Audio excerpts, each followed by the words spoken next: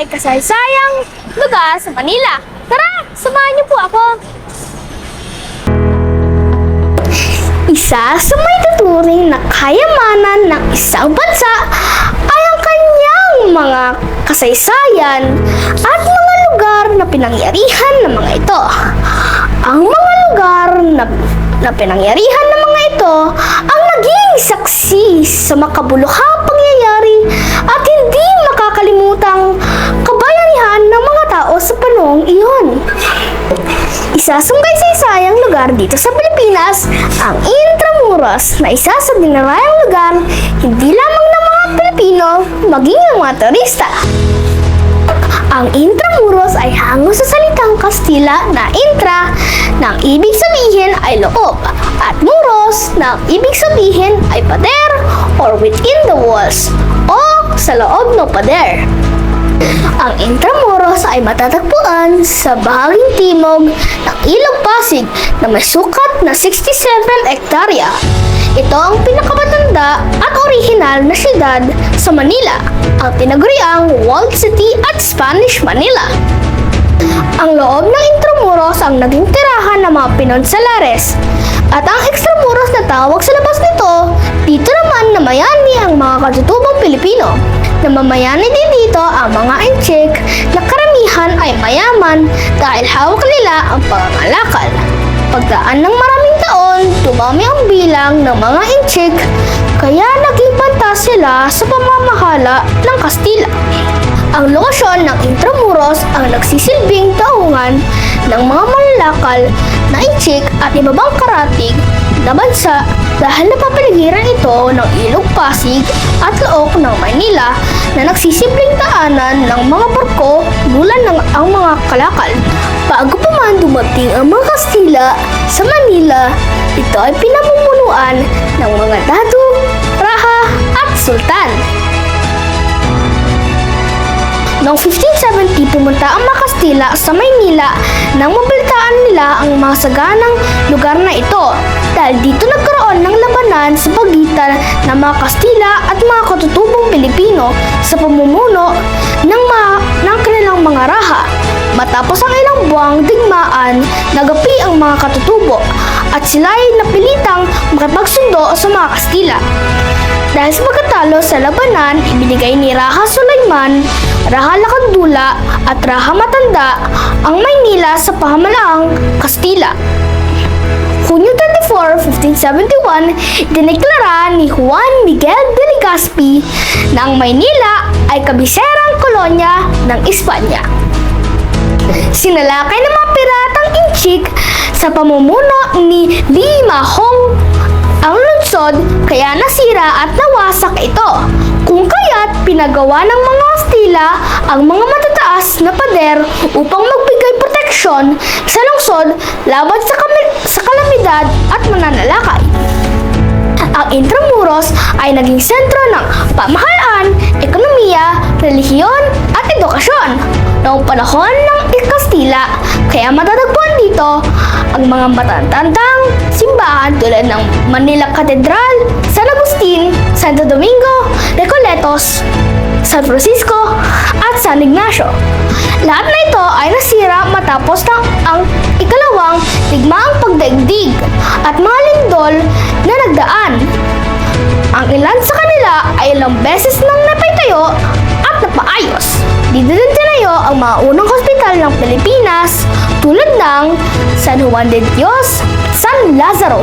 Dito din matatagpuan noong panahon ng Kastila ang kanilang mahalagang tanggapan o opisina tulad ng Ayuntamiento, Aduana at ang Palasyo de Gobernador na naging opisyal na tirahan ng Gobernador General. 800 pintuan o puerta ang matatagpuan sa Intramuros. Ito ang mga puerta Almacenes, Puerta de la Aduana, Puerta de Santo Domingo, Puerta Isabel, Puerta del Parayan, Puerta Real, Puerta Santa Lucia, at Puerto del Postigo. At tatlo sa mga ito ay nasira matapos ang digmaan. Ito ang Intramuros noon. Maaga pa lang ay gumayak na ako upang puntahan ang isa sa may saysayang lugar sa Maynila, ang Intramuros.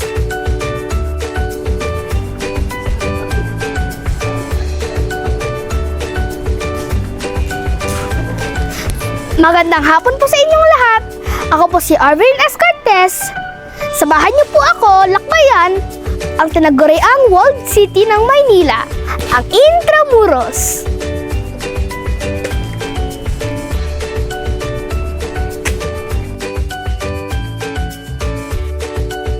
Aalamin natin ngayon ang makabagong itsura ng Intramuros. Habang ako ay naglalakad, nakilala ko si Kuya Josh na isa sa mga tourist guide ng Intramuros. Nilibot niya ako sa magkabagong itsura ng Intramuros. Napansin ko na marami akong nakasabayang turista na nais din libutin ang makasisayang lugar ng Intramuros. Nandito po tayo ngayon sa isa sa 8 daanan o puwerta sa Intramuros. Ito ang Puerta Real. Ito ang naging daanan ng mga gobernador, general at mga kilalang tao noong panahon ng Kastila. Ang tubig na ating nakikita ay konektado sa Ilog Pasig. Habang ako ay naglalakad, namangha ako sa aking mga nakita. Pababakas pa din sa kasalukuyan ang ganda ng Intramuros. Makikita mo sa daan ang mga magagandang mga gusali, mga turista na naglalakad habang ang mga iba ay nakasakay sa kalesa. Tunay ngang mayaman sa kasaysayan ang Intramuros. Dito itinayo ang isa sa pinakamatandang ospital sa Pilipinas, ang San Juan de Dios, na ngayon ay matatagpuan na sa Pasay. Nandito po tayo ngayon sa isa sa mga naging kuta ng Kastila sa loob ng Intramuros, ang Baluarte de San Francisco de Lao, na ginamit bilang depensa ng mga Kastila laban sa mga mananakop. Makikita natin dito ang 14 na kanyon na nakapalibot sa nagtataas ng pader ng Intramuros.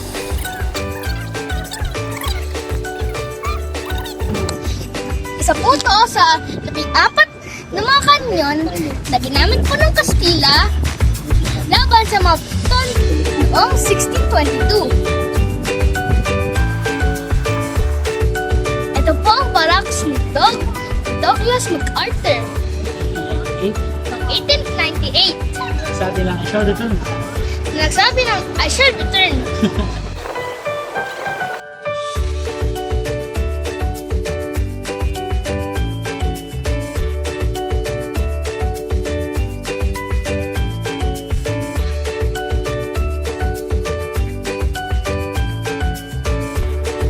Nandito po tayo ngayon sa Baluarte de San Diego, na isa din sa mga kuta ng mga Kastila, ngunit naging torture chamber ng mga Hapon noong ikalawang digmaang pandaigdig.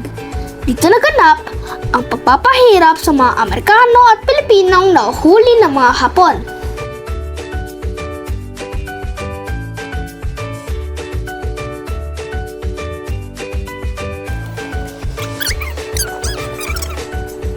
Matatagpuan din sa Baluarte de San Diego ang anti-aircraft gun ng mga Hapon. Ginawa ito bilang depensa laban sa mga Amerikano. Ito ay direktang nakatutok sa lokasyon ng Manila Bay.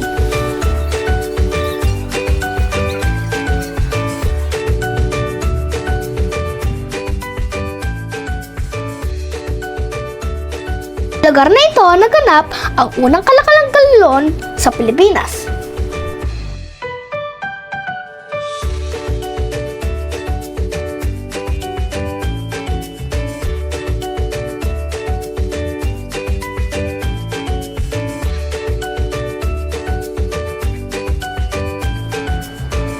Ang White Cross na ito ang nagsisilbing alaala ng 600 na Amerikano at Pilipinong pinahirapan at pinatay ng mga Hapon noong ikalawang digmaang pandaigdig.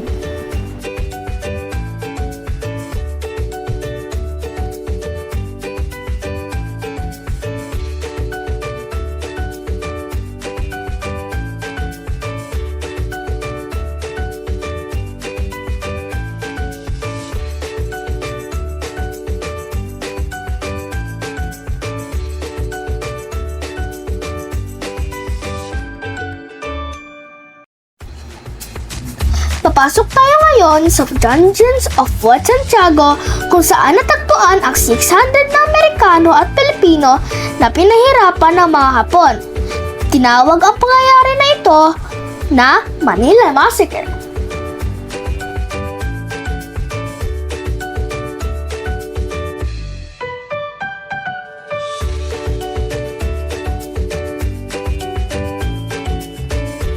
Dito natagpuan ang 600 ng mga Pilipino at Amerikano na mga sundalo na namatay pagkatapos ng gera.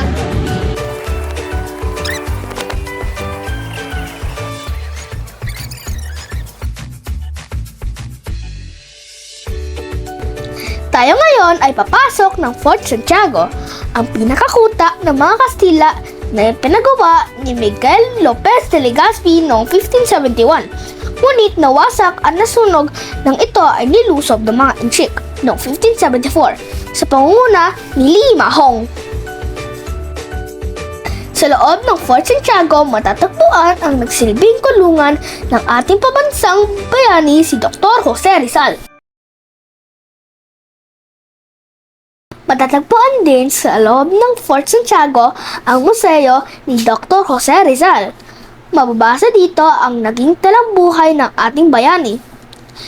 Nakita ko din dito ang kanyang mga naisulat na aklat tulad ng Noli Me Tangere, El Filibusterismo at ang kanyang huling sinulat na tula ang Mi Ultimi Adios o My Final Goodbye, bago siya dalihin sa bagong bayan na ngayon ay Luneta upang barilin ng mga Kastila.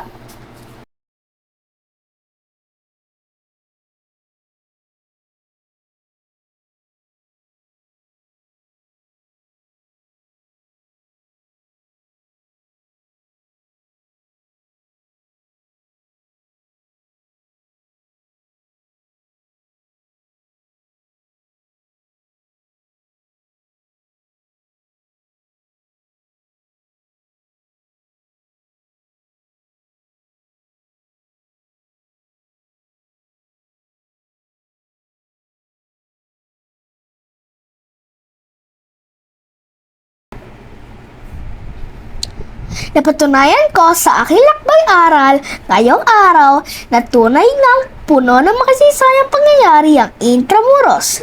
Bagamat marami nang nagbago, natili pa din sa kasalukuyan ang ganda ng tinaguriang Walled City of Manila, ang Intramuros.